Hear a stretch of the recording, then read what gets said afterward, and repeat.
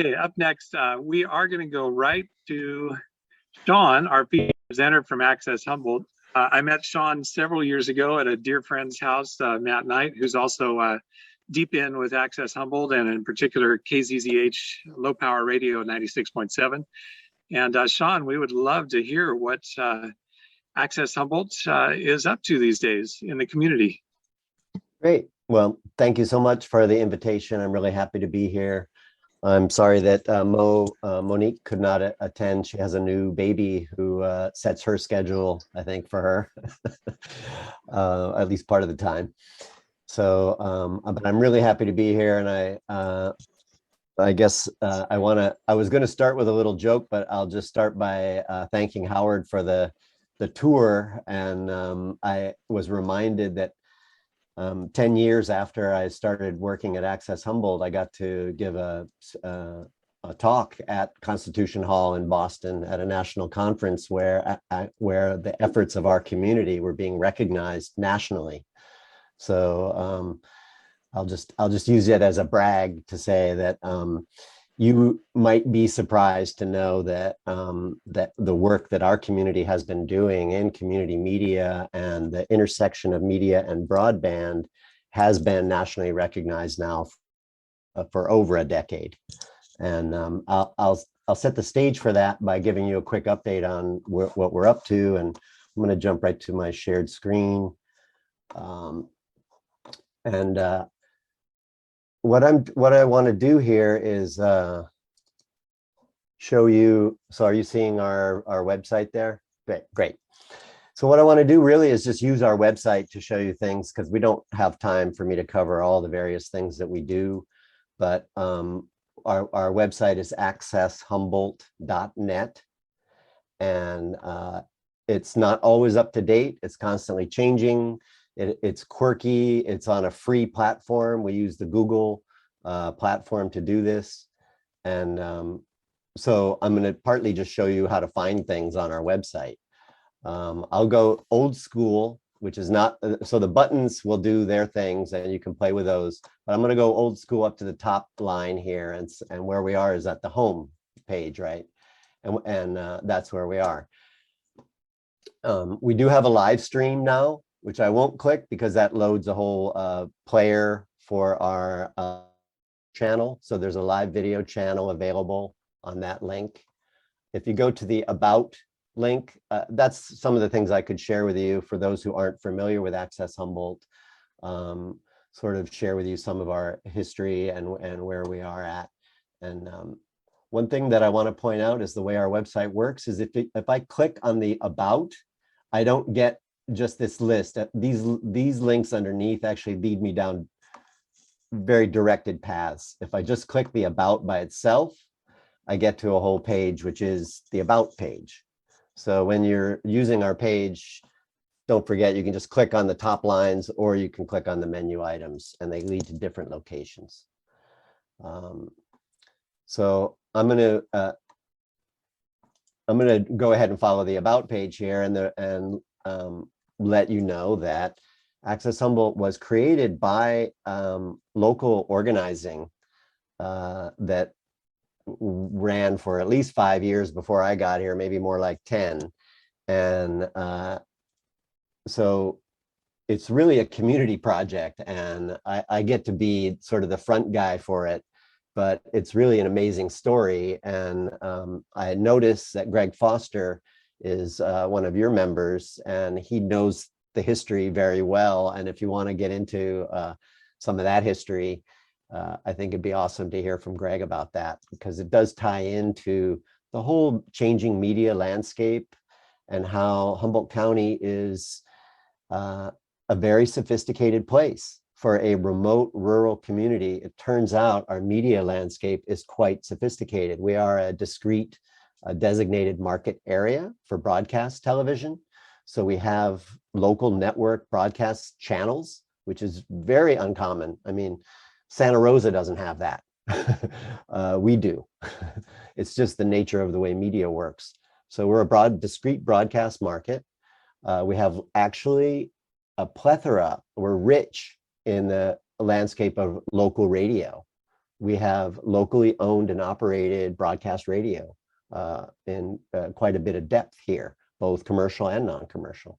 So just to sort of set the stage a little. So when Access Humboldt comes on the scene, we come in this niche, which is, hey, turns out that Cox Cable, now Suddenlink, is responsible to the community through a social contract that in legal terms is called a franchise, a cable franchise. And the local governments negotiate the local franchise, and they require this company that's using the public rights of way to compensate our community by setting aside channels on the cable system and resources to build a community media center and to operate those channels. So that's the birth of Access Humboldt, is a smart community figuring out that, hey, wait a minute, historically, the cable operator has negotiated with each city individually and never done enough to reach a critical mass to create a successful media enterprise. There's a history of really interesting, Arcata had a ACAT, those who might remember that, was an early experiment that was kind of under-resourced and a lot of lessons were learned, but it failed ultimately. So all the local governments got together and they collectively bargained with Cox, now Suddenlink, to negotiate the franchise terms and build Access Humboldt. So there was like $750,000 to build a media center at Eureka High School. There was channels set aside. There's ongoing funding that we use. And so with those resources, local folks here organized and they did a national search, and some friends of mine contacted me. I was living in Hawaii at the time and said, hey, did you ever think about doing a startup in a really cool community? It's kind of like an island. They said, maybe you could do it, because everybody else they talked to was like, what, out where? And I was like, yeah, sounds cool. So I came and visited and I found out certain things about the community and made the jump. And so I got the privilege of being the startup executive director for Access Humboldt. And but really it's a testament to the community being organized and the fact that you could get the county and 6 cities to work together in a political context. So anyway, so here's our vision for where we're going. And I'm just going to use this page as a really very shortcut to show you the overview of what we do. So we run channels on the cable system. We provide free airtime to any resident of Humboldt County or adjacent tribal lands. So we have free airtime for people to share their programming on the cable system. One of these channels, Educate, which is on the list there, we actually rebranded. That's now our streaming channel. So if you look at the live stream, you'll see that there. And if you go to the watch link on our website, all the schedules for all these channels are available in advance. You can go on our website and look up all the schedules for what we're airing on the channels. So that's TV. A very important service that we added a couple of years ago, actually, I'll jump to that and show you the timeline in just a second, is KZZH 96.7 FM radio. We launched that prior to the demise of KHSU and designed it really to fill the niche of what wasn't being done. So it's not a music station, it's a public affairs and local voices station. Matt Knight runs that. And like I said, I'll take another minute and come back to that. The other thing we did from the outset was Access Humboldt is actually a late arrival in the landscape of community media across the nation. Where I came from in Hawaii, they were early adopters and still have the largest and most funded and resourced community media in the nation in Hawaii. And that's because of the state regulation required them to set aside 3% of their revenue for community access. Here we get 1.4% of the, so we get less than half that in a much smaller market, just in terms of scale of what we do. But the advantage we had was we knew when we were creating Access Humboldt that the future was going to look very different and that we had to be on multi-platforms, and that cable TV was not going to go forever. People now, as we see now, get their information online. And so we immediately started working with, we found YouTube too constrained. At the time we started doing this, YouTube had limits on quality and duration of videos that they would host. So we partnered with Internet Archive and built a whole community media archive that hosts all our original content in the highest quality that we can deliver it.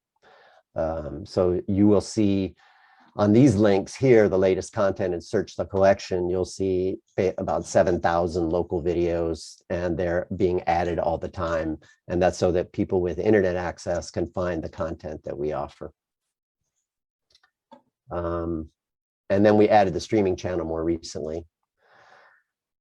Really, it ends up being the last thing I talk about, but it started off being among the first and most important things we did was support production for people who don't have the resources to, or the training, that the knowledge they need to make video programming. So we have a fully equipped TV studio.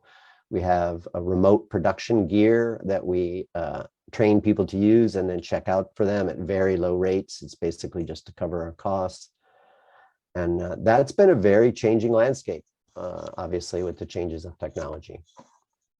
Let me just take a breath and make sure if I'm missing anything in the chat, let me know, Ian.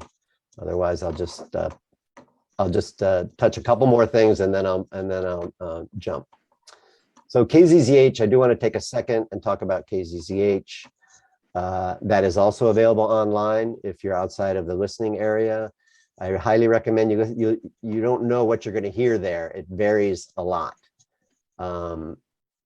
You are invited, if you have a podcast or want to produce a podcast or a message of your own, we invite you to create that content and share it. We have free airtime for you, as long as it's non-commercial.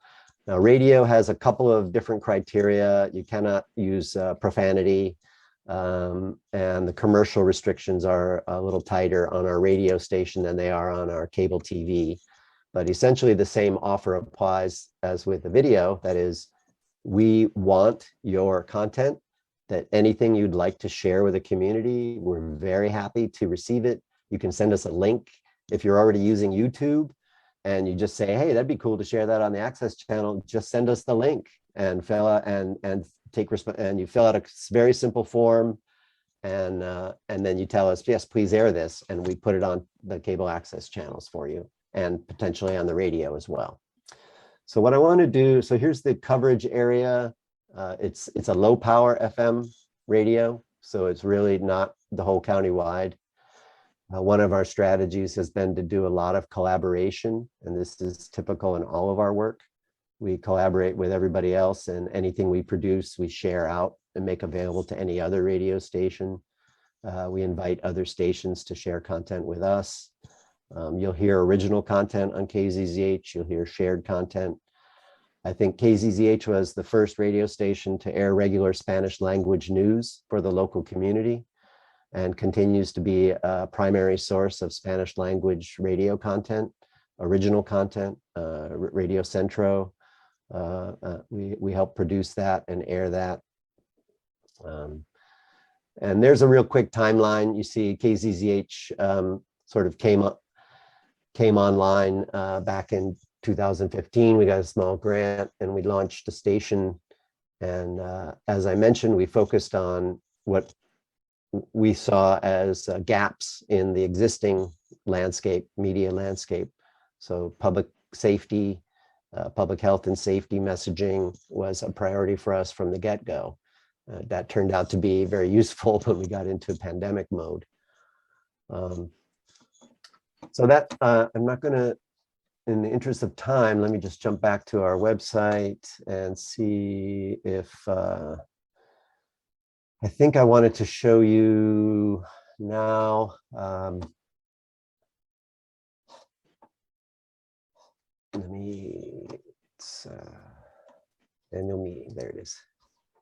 This is just a quick, some nice images to look at while I talk about sort of the direction that we're looking at. and the work that we're doing, we I think I want to just sort of pause for a second and acknowledge the four-way test of the Rotary Club, because I think part of what grounds us in times of this kind of accelerated change are what are the basic ethics that we're doing? How do we know that we're proceeding with integrity and that we're on the right path? And as you can see in the media landscape, this has been a big challenge. We're dealing with, when I think about, is it the truth? I think we used to have a much simpler way to evaluate the information that we get than we do now. It's much harder to know whether something is truth or not. Just because you heard it from a source that looked reliable doesn't mean that it is the truth. We're suffering a lot of disinformation and misinformation, some of it intentional, some of it unintentional. We have the biases that are inherent in some of the algorithms that feed us the media that we get, that we're learning are very harmful to us in terms of diversity and equity. It's sort of the intersection of confirmation bias and filter bubbles is a huge problem across our whole society. In fact, the United Nations has looked at this whole pandemic and the public health impact of misinformation and are calling it an infodemic. That is, our information systems are harming us now by providing bad information. Is it fair to all concerned? There used to be regulations like the Fairness Doctrine. Some people are familiar with that in the broadcast, the old analog media world, that have really gone by the wayside. The way people use media and find media and share media now, the platforms, as I mentioned, the bias of the algorithms is harmful. And we have some significant struggles to attain equity in the way that media serves us. In fact, there's a really interesting new conversation occurring by some of our colleagues at Free Press nationally called, I think it's called Media 2070. And the concept is media reparations, and looking at how actually many of the media fortunes were built off of racist practices and have had very negative impacts in their history. So that's just a fascinating aspect of being in the media landscape. Will it build goodwill and better friendships? I think for Access Humboldt, we certainly believe that holding the door open for everyone is the best thing that we can do to accomplish that. I think, as we've said, though, it's challenging if some people who come in the door want to diss other people who come in the door. Then we have the need for curation and the question of, will it benefit all concerned? Sometimes it does and sometimes it doesn't, and we have to constantly pay attention. So anyway, you know the four-way test, but I wanted to share with you the Society of Professional Journalists Code, which is a four-way test as well. And it is seek truth and report it, minimize harm, act independently, and be accountable. So I think we Rotarians might recognize some of our values in some of the institutions that we rely upon to inform us. Okay, so that's my setup. So going forward, we tried to imagine what are the areas that we really can help serve in the media landscape. We did a information ecosystem assessment with Internews, and that report is also available on our website. Are we running out of time, Ian? Sorry. Sean, with my apology, if we could wrap up in about a minute. I'm okay. Really sorry. We could listen to you all day, I promise. No worries. Let me just end with this, which is almost like a comprehensive statement.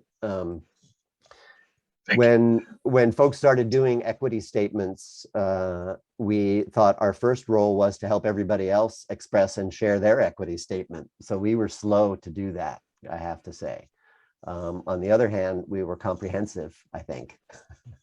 So this is the equity statement that Access Humboldt's board sort of worked on, reviewed, and this is our current statement of our intention in that regard. And I think maybe that's an appropriate place to leave it. I won't read it to you, but I'll leave it up on the screen for you. And I'll put in the chat my contact info, Ian, if anybody wants to. I'm happy to talk about this one-on-one or anytime. And apologies for running a little long here. It wasn't you, Sean. It was me. I packed too much into this meeting. I appreciate everybody's patience. Club-wise, we do have a little bit of information to go over as soon as we're done for Sean here. I did see one question pop up, Sean. There was a brief point of clarification. Does KZZH LP is an acronym for something? I know what the LP is. That's low power radio. Right. How did the radio stations get their call numbers or letters? Oh, it's a fascinating process. You have to go through a whole database and find out what's available. And they didn't let us search by entering what we wanted. We had to enter them one by one and find out that every one we wanted was taken. And so then KZZH is it's not an acronym, it's just the available letters. Exactly. Okay. Fair enough. And I was trying to do a sound effect. It's like an electric shock. I don't know. Okay. Well, let's see. I think there might have been a couple more questions in the chat here. Nope, just lots of thanks for coming and talking with us today. We appreciate it. And Rotarians, I'm sure you heard the message there that Sean was promoting. If you got content, could be Rotary content if you wish, send it on over. You know, there is space on our airwaves here for local voices, and we are part of that community.